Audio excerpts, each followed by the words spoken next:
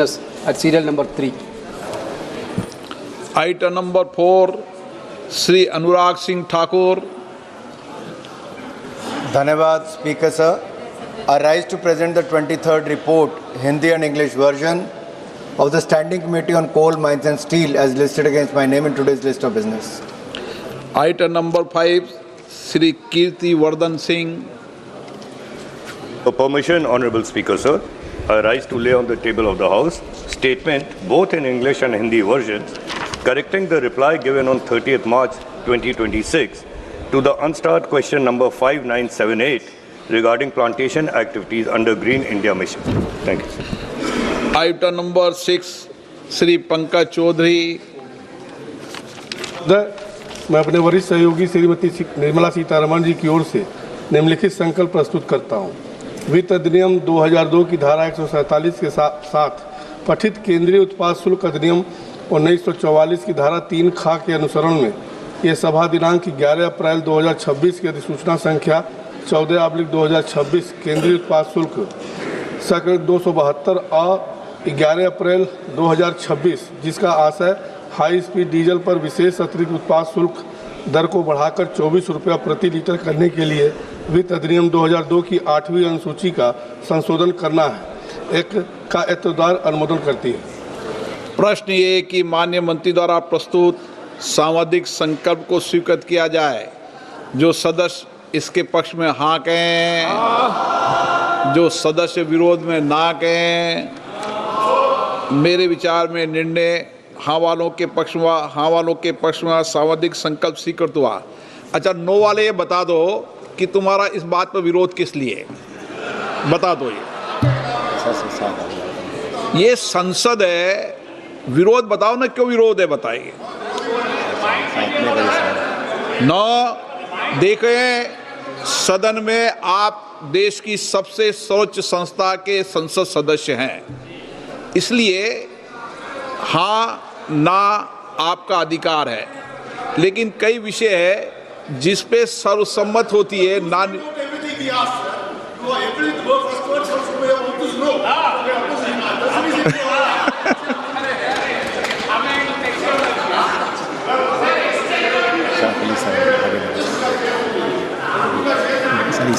हाँ सुनाओ.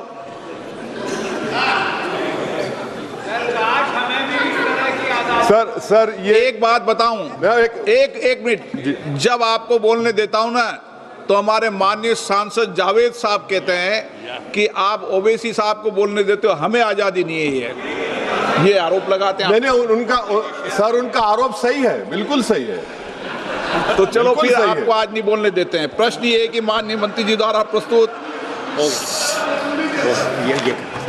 Item number 7, Shri Pankaj Chaudhary जी. मैं अपने वरिष्ठ सहयोगी श्रीमती निर्मला सीतारमण जी की ओर से निम्नलिखित संकल्प प्रस्तुत करता हूं. सीमा शुल्क टैरिफ अधिनियम 1975 की धारा 8 का तथा वित्त अधिनियम 2018 की धारा 111 और 112 के साथ पठित केंद्रीय उत्पाद शुल्क अधिनियम 1944 की धारा 3 खा के अनुसरण में यह सभा दिनांक 11 अप्रैल 2026 की अधिसूचना संख्या 15/2026 केंद्रीय उत्पाद शुल्क 273 और 11 अप्रैल 2026 जिसका आशय हाई स्पीड डीजल पर सड़क और अवसंरचना उपकर को बढ़ाकर 36 रुपये प्रति लीटर करने के लिए वित्त अधिनियम 2018 की 6ठी अनुसूची का संशोधन करना है का एतदार अनुमोदित करती है. प्रश्न है कि माननीय मंत्री द्वारा प्रस्तुत सांविधिक संकल्प को स्वीकृत किया जाए. जो सदस्य इसके पक्ष में हाँ कहें, जो सदस्य विरोध में ना कहें. मेरे विचार में निर्णय हाँ वालों के पक्ष में सांविधिक संकल्प स्वीकृत हुआ. क्या वेणुगोपाल जी, ऐसे वेणुगोपाल जी एक बात बता दूं आपको, आज कई सदस्य आपके भी कहते हैं कि वेणुगोपाल जी का नोटिस में नाम हमारा था, आपने वेणुगोपाल जी को कैसे बुला दिया. ये भी कहते हैं. वेणुगोपाल जी बोलते हैं. सर आज का आपका मूड अच्छा है. मैं तो कहता हूँ पूरे देश का मूड ही आज अच्छा होना चाहिए. मैं तो इस मत का हूँ. सर देखो sir in an extraordinary situation, Sir, in an extraordinary situation, an extraordinary gazette notification came yesterday night 9:55. So let us raise the sir, one point, sir. My point, sir. Two issues, sir. Yesterday morning, Honorable Law Minister introduced the constitutional amendment of 2023 Constitutional Bill. This gazette notification is very clear. SO 90/2022E, in exercise of the power conferred by the subsection 2 of the section 1 of the Constitution, 166th Amendment, Act 2023, the central government hereby appoints the 16th day of April 2026 as the date on which the provision of the said Act. Sir, our question is only one question, sir, but 1 minute. Without notifying, sir, without notifying, how can the minister move an amendment for the court? आप बोलना चाहते हैं इस पे? चलिए, item number Shrimati के कनिमोजी। खड़े हो गए। ओके हो गया। श्रीमती के कनिमोजी। माइक दीजिए उनको। श्रीमती के कनिमोजी।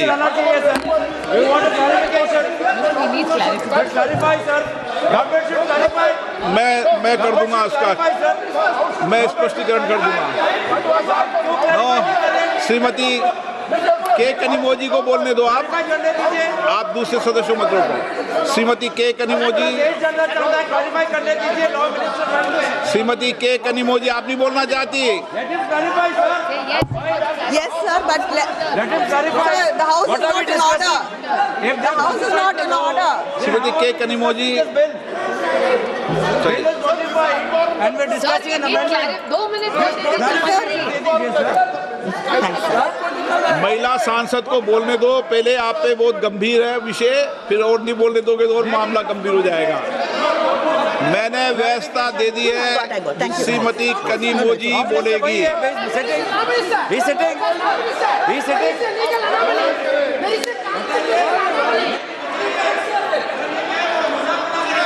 श्रीमती के Kanimozhi,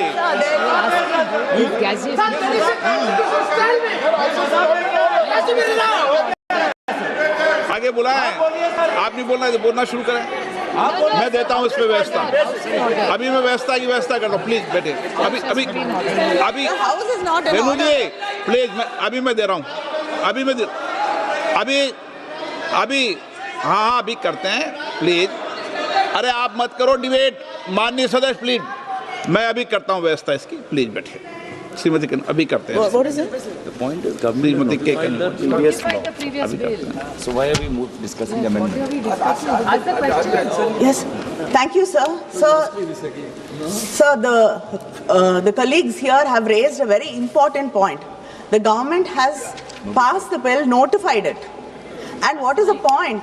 Last night at nearly at around 10 o'clock. And what is the point in the discussion over here after you've notified it? Yes. This is why we want a clarification on that, sir.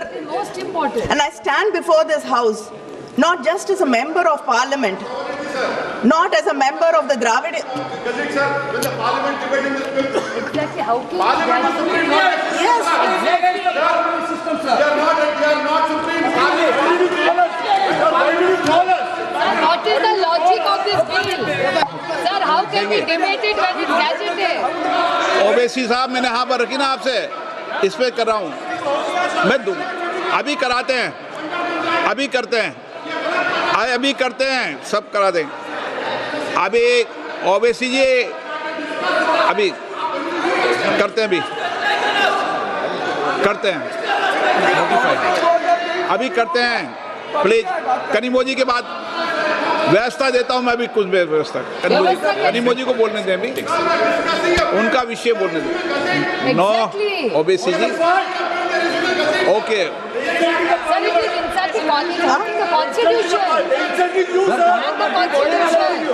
Kanimozhi को बोलने दें। गौरव जी अभी करते हैं, अभी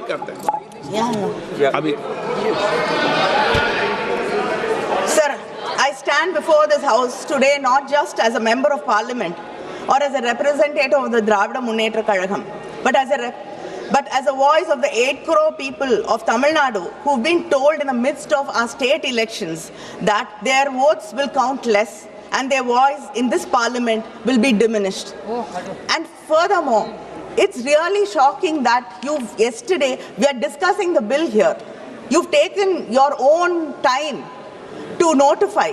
And yesterday, when we discussed, you've called us here, we are discussing the bill here, and then what is the need and what is the necessity to notify it yesterday? What is the meaning? What is the respect you have for this house? So the government has introduced 3 bills in this special session, called in haste and time to disrupt the ongoing elections in my state and many states. And I raise to oppose these bills on the behalf of my party and my state. Let me start by saying that these 3 bills, disguised as if they are in support of the reservation of women, constitute the single greatest assault on Indian federal structure. Let me begin at the beginning, because this government always counts on the public not knowing the history. The history of the delimitation in India is at its heart the history of a promise made by the parliament to the people of the southern states, Tamil Nadu, Kerala, Karnataka, Andhra Pradesh and Telangana. 5 states which have resisted the onslaught of the Bharatiya Janata Party and have stood out as role models for inclusive development. The delimitation process began in 1952, soon after the Republic was founded. It was a constitutional solution to a demographic problem. How to balance the population growth with fair representation. All of us abided by the constitutional suggestions in Article 82 and 170. By 1973, when the 3rd Delimitation Commission had completed its work, there was a push for population control also. This national population policy was brought across the country to contain the growing demographic population, and it was exploding actually. So the first freeze on delimitation took place in 1976. This was fixed for a period of 25 years based on the 1971 census. Let us not forget that it was the Congress government, Madam Indira Gandhi's government, that recognized this issue and brought the bill. In the 1976 42nd Amendment, Parliament froze the total number of Lok Sabha seats to 543. This freeze was not a technical detail. It was a constitutional compact, a promise made to every family in India and South India that compliance with objectives of the national policy would not cost them their political voice. Over time, Southern India, Tamil Nadu, Kerala, Karnataka and Andhra had begun to invest in schools, hospitals, women's health. We listened to the union government's repeated call to control our population. We complied. Our fertility rates fell. Our families became smaller.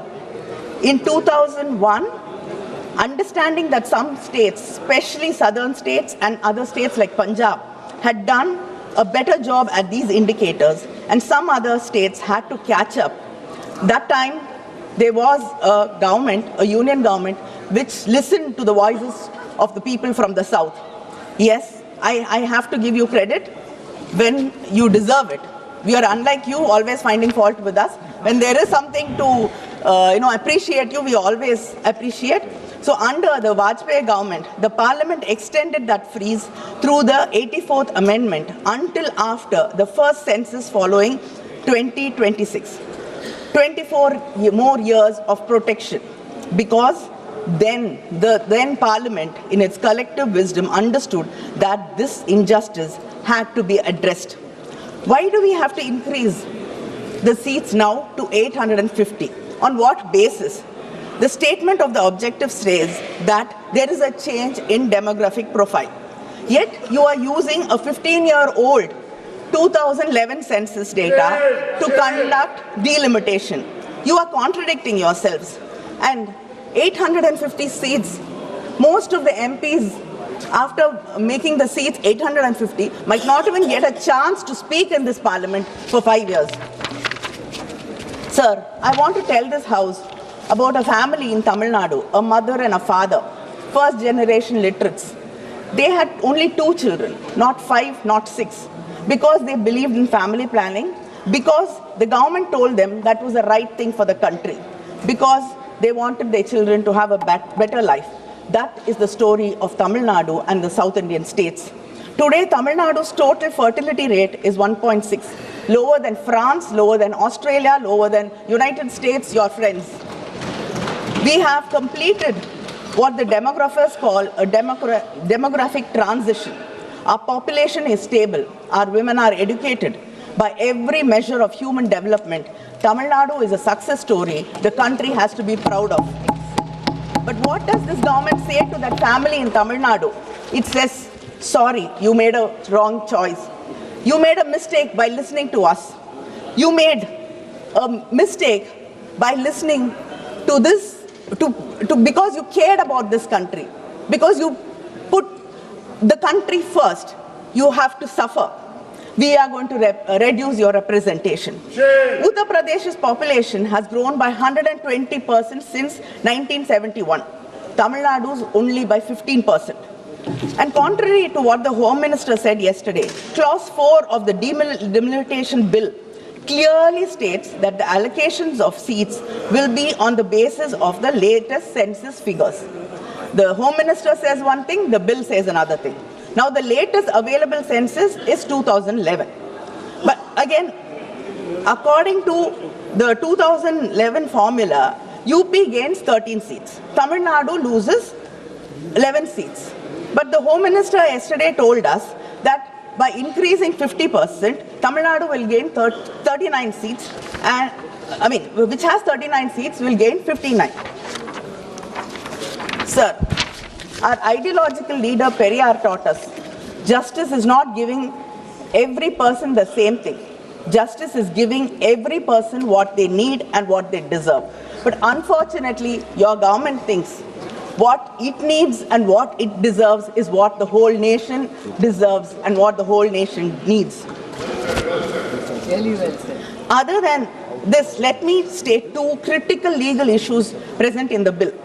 The Constitution bill says that the delimitation will be based on such census as Parliament may by law determine. This is vague and leaves everything open. This literally means that whichever party has a majority in Parliament gets to decide which census it is used to draw the electoral map of this country. Today, you might choose 2011. Tomorrow, you can choose 31. And day after, it can be 1991. This shows a non-application of mind or a mind determined to push its own agenda on this country.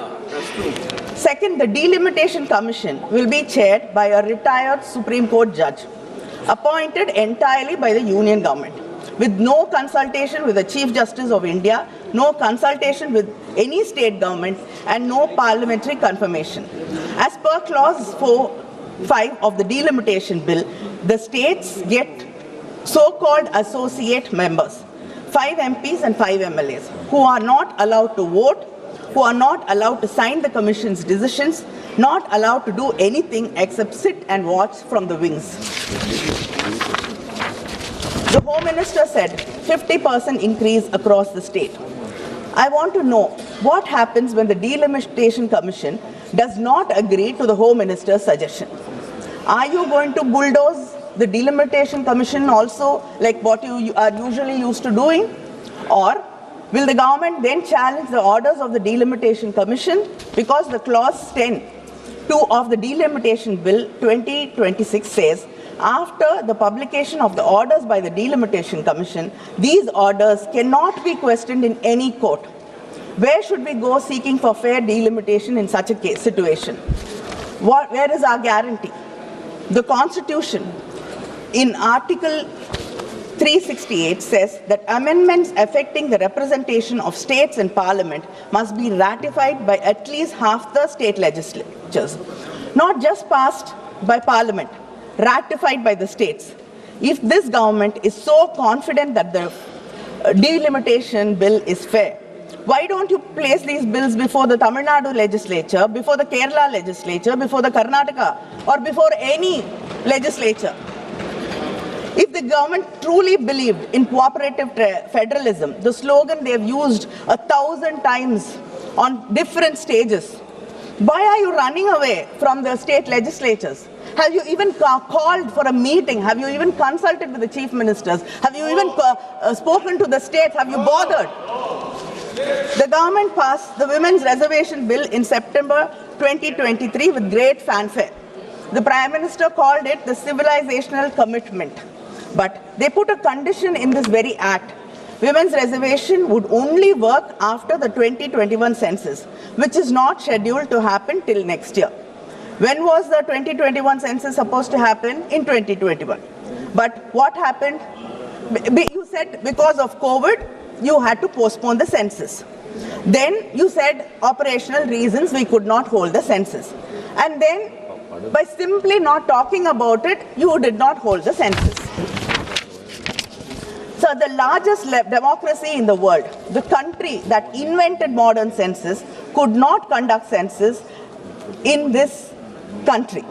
And now that it is politically convenient, they want to use 2011 census to redraw the map of the Indian democracy. They postponed the census and now they are rewarding themselves with the old census. Sir, I really admire. You're the only government which can turn its failure into a political advantage. Look at when this special session has been called in the midst of election of 5 states. And to speak about timing, because timing is everything in politics. And the timing of this bill are so nakedly, breathtakingly political, I'm almost impressed by the audacity of it. The entire opposition asked you to hold this session after the elections.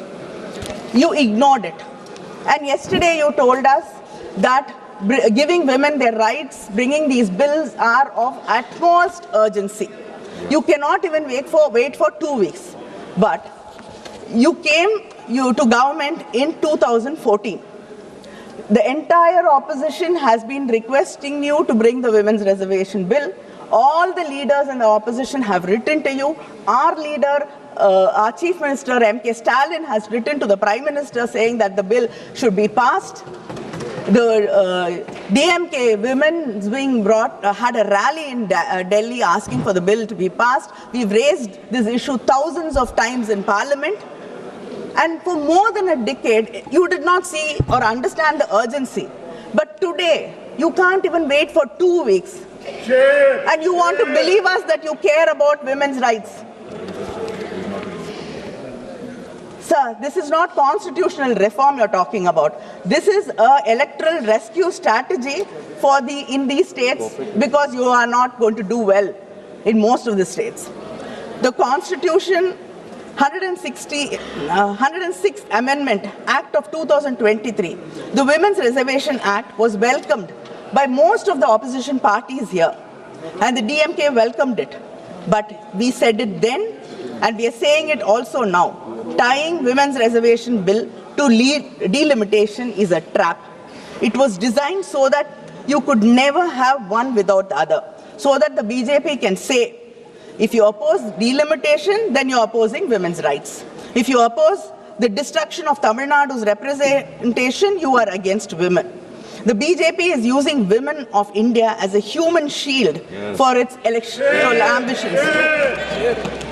The women of Tamil Nadu, who have the highest literacy rate in India, who have the highest female workforce participation in the country, who have fought and won in panchayats, corporation councils and state assemblies, those women will not allow their cause to be hijacked. They deserve, and the women of this country deserve reservation today in the existing 543 seats without waiting for anything else.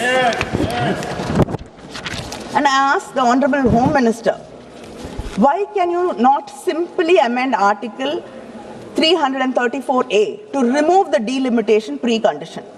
Why can you not give women one-third reservation in the existing constituencies through rotation starting from 2029 election without delimitation. If you really care about women's representation, the path is clear and simple. Why do you refuse to take it? Sir, the women of this country have been starved of political power for decades, for centuries. There's a loaf of bread in front of us. We are saying we are starving. Share it with us. But the government is saying, no, you cannot disturb this loaf. We cannot touch it. We will bake a huge cake and then we'll bring it and then give you a small portion of that. Yes. How does it make any sense? And is this your civilizational commitment? The women of this country have been working hard all their lives. They protected their families, they protected this country, they've sacrificed for the nation. And yet, all their hard work goes unrecognized and not respected because you want to tie it with delimitation. Sir, my friends across the aisle will accuse me of creating fear. But the real dangers of this bill are that our Constitution and Article 368 requires two-thirds majority in Parliament to amend it. Two-thirds. That's not a small number. It was designed to ensure that no single region, no single language group, no single community could change the fundamental rules of India without broad consent from across this great nation. But what happens after this delimitation? Right now, in this House, we have 543 MPs. Two-thirds majority is 362. Let us say the seats are increased to a maximum of 850 MPs as per the Home Minister's assurance, 50% increase across the states. Then the total number of seats would be around 816.